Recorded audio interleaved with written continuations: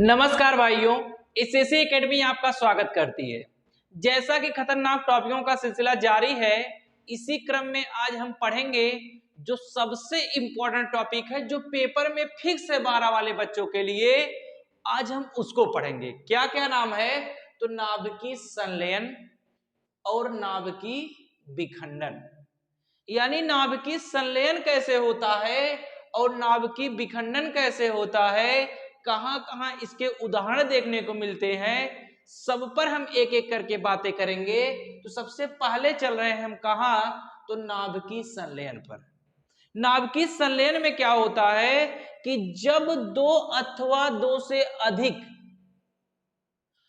छोटे छोटे या हल्के हल्के नाभिक आपस में मिलकर एक भारी नाभिक बना देते हैं, तो इसी को ही हम क्या कहते हैं? नाभिकीय संलयन कहते हैं। फिर से कॉपी में नोट करिए भैया, बहुत इंपॉर्टेंट टॉपिक है। जब दो हल्के हल्के नाभिक मिलकर, चाहे दो से ज्यादा हल्के हल्के नाभिक मिलकर एक भारी नाभिक बना देते हैं, तो इसी को ही हम क्या कहते हैं? नाभिकीय संलयन कहते हैं। समझ में आ रहा है ना? जब दो या दो से अधिक हल्के हल्के नाभिक मिलकर एक भारी नाभिक का निर्माण करते हैं, तो इसे ही हम क्या कहते हैं? नाभिकीय संलयन कहते हैं। ठीक, यदि हम देखें यहां पर, ठीक, तो यह क्या है? ये सब क्या है? हाइड्रोजन के समस्थानिक है। हाइड्रोजन के क्या है? समस्थानिक है। ठीक, तो इसका नाम है ट्राइटेरियम, इसका नाम है ड्यूटेरियम। ठीक, ट्राइटेरियम और ड्यूटेरियम जब दोनों मिलते हैं तो एक भारी नाभिक बनाते हैं, उसका क्या नाम है? हीलियम। ठीक, और क्या होता है? और एक न्यूट्रॉन प्राप्त होता है और कितना? 17.6 एमईबी ऊर्जा निर्मुक्त होती है। ठीक, मतलब इतनी ऊर्जा निकलती है। तो हमने क्या देखा कि दो हल्के हल्के नाभिक आपस में मिले और एक भारी नाभिक हीलियम को इन्होंने क्या किया? बना दिया। ठीक, इस प्रक्रिया में, यह प्रक्रिया कराने के लिए उच्च ताप की आवश्यकता होती है। कैसा ताप चाहिए यहां पर? उच्च ताप। ताप कैसा होना चाहिए इस प्रक्रिया को कराने के लिए, नाभिकीय संलयन को कराने के लिए? तो ताप बहुत ज्यादा होना चाहिए, बहुत उच्च ताप होना चाहिए।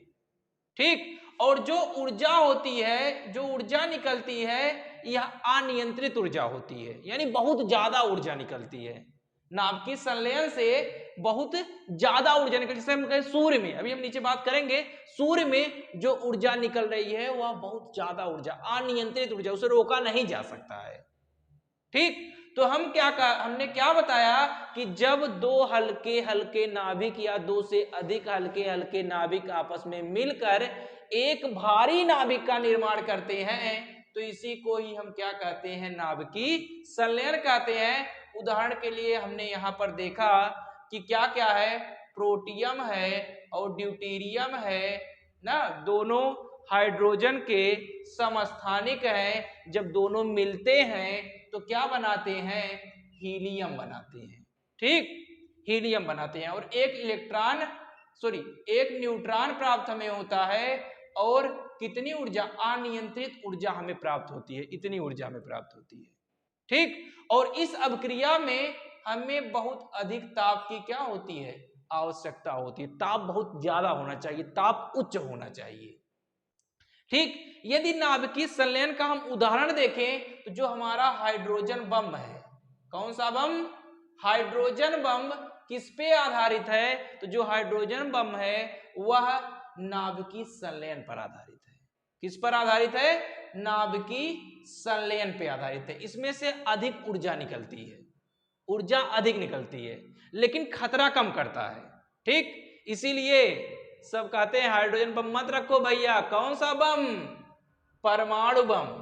अभी चलेंगे ना, जो हम कह रहे हैं कि रूस छोड़ने वाला है। रूस क्या करने वाला है? छोड़ने वाला। किस पर? यूक्रेन पर। दिनों पे दिन यही खबर अभी तक उड़ रही है। ठीक, तो हाइड्रोजन बम, ठीक, हाइड्रोजन बम से हमें ऊर्जा अधिक मिलती है और हाइड्रोजन बम जो कार्य करता है वह किस पर कार्य करता है, नाभिकीय संलयन पर कार्य करता है, ठीक। और जो सूर्य में अधिक ऊर्जा मिल रही है वह कहां से मिल रही है, तो उसमें भी क्या हो रहा है, नाभिकीय संलयन ही हो रहा है, ठीक। तो हमने नाभिकीय संलयन के बारे में पढ़ा। और आप एक चीज हमें कमेंट करके बताइए कि हाइड्रोजन बम की खोज किसने की, ये बताइए आप लोग कमेंट के माध्यम से, सभी लोग ये बताइए कि हाइड्रोजन बम की खोज किसने की थी, ठीक। कमेंट के माध्यम से सभी लोगों का आना चाहिए, ठीक। तो हाइड्रोजन बम तो हो गया, यानी नाभिकीय संलयन तो हमारा हो गया कि जब दो अथवा दो से अधिक हल्के हल्के नाभिक आपस में मिलकर एक भारी नाभिक का निर्माण करते हैं, तो इसे ही हम नाभिकीय संलयन कहते हैं। नाभिकीय संलयन के लिए अधिक ताप की आवश्यकता होती है, जो इससे ऊर्जा निकलती है उसे नियंत्रित नहीं किया जा सकता, ठीक भैया। और जो हाइड्रोजन बम होता है वह नाभिकीय संलयन पे कार्य करता है, और जो सूर्य में प्रकाश या अधिक ऊर्जा मिल रही है वह कहां से आ रही है, नाभिकीय संलयन के माध्यम से ही आ रही है, ठीक। तो इतना समझ में आया, ठीक। अब अपने दूसरे वाले टॉपिक पर चलते हैं जिसका नाम क्या है, नाभिकीय विखंडन। क्या नाम है, नाभिकीय विखंडन। तो नाभिकीय विखंडन क्या होता है, नाभिकीय माने नाभिक और विखंडन माने टूटना, यानी कह सकते हैं कि जब एक भारी नाभिक न्यूट्रॉन डालने पर या न्यूट्रॉन छोड़ने पर या न्यूट्रॉन की बमबारी करने पर दो हल्के नाभिकों में टूट जाता है, तो इसे ही हम क्या कहते हैं, नाभिकीय विखंडन कहते हैं। फिर से, जब एक भारी नाभिक न्यूट्रॉन की बमबारी करने पर, यानी उस पर न्यूट्रॉन छोड़ने पर हल्के हल्के नाभिकों में टूट जाता है, तो इसे ही हम क्या कहते हैं, नाभिकीय विखंडन कहते हैं। समझ में आ रहा है ना। जब एक भारी नाभिक न्यूट्रॉन छोड़ने पर हल्के हल्के नाभिकों में टूट जाता है, तो इसे ही हम क्या कहते हैं, नाभिकीय विखंडन कहते हैं। और कितने हल्के नाभिकों में टूटता है, तो दो हल्के नाभिकों में क्या होता है, वह टूट जाता है, ठीक। यदि हम यहां पर देखें तो यह हमारा यूरेनियम है, 92U235 यूरेनियम है। यूरेनियम पे हमने क्या किया, एक न्यूट्रॉन की बमबारी की। यूरेनियम पे हमने क्या किया, एक न्यूट्रॉन की बमबारी किया था, तो हमने इस पर एक न्यूट्रॉन छोड़ा, तो क्या हुआ, यूरेनियम दो हल्के नाभिकों में टूट गया।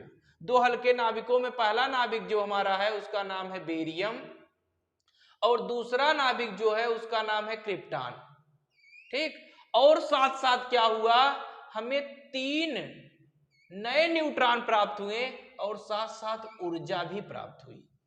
यानी हम कह सकते हैं कि जो हमारा नाभिकीय विखंडन होता है यह बहुत खतरनाक होता है, ठीक। नाभिकीय विखंडन जो होता है यह बहुत खतरनाक होता है, ठीक। इसमें हमें न्यूट्रॉन भी मिलते हैं और साथ साथ ऊर्जा भी मिलती है। जैसे हम परमाणु बम की बात करें, परमाणु बम किस पे आधारित है, तो नाभिकीय विखंडन पर आधारित है। जो रूस इस समय धमकी दे रहा है किसको, यूक्रेन को, कि परमाणु बम छोड़ दे, क्या छोड़ दे, परमाणु बम छोड़ दे, बोलवा ज्यादा तो, ठीक। तो परमाणु बम बहुत खतरनाक है। यह किस श्रृंखला पर आधारित है, तो अनियंत्रित श्रृंखला पर आधारित है। अर्थात हम कह सकते हैं कि यदि एक बार परमाणु बम छोड़ देते हैं तो उसको नियंत्रित नहीं किया जा सकता है, ठीक। नियंत्रित नहीं किया जा सकता है, रोका नहीं जा सकता है, ठीक।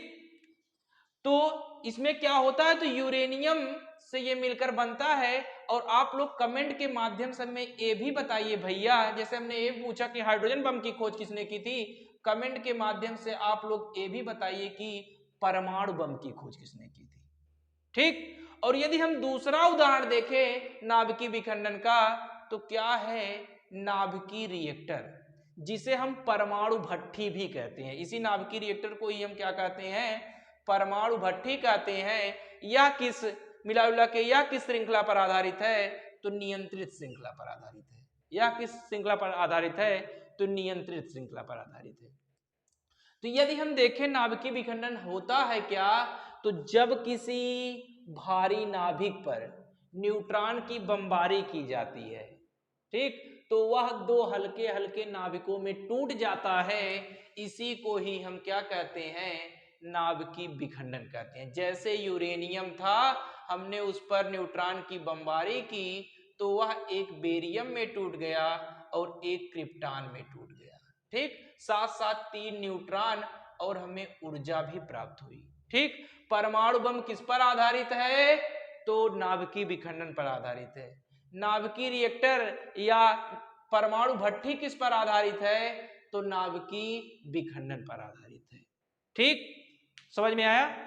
आप लोग कमेंट के माध्यम से बताइए कि समझ में आया कि नहीं। ठीक, धन्यवाद।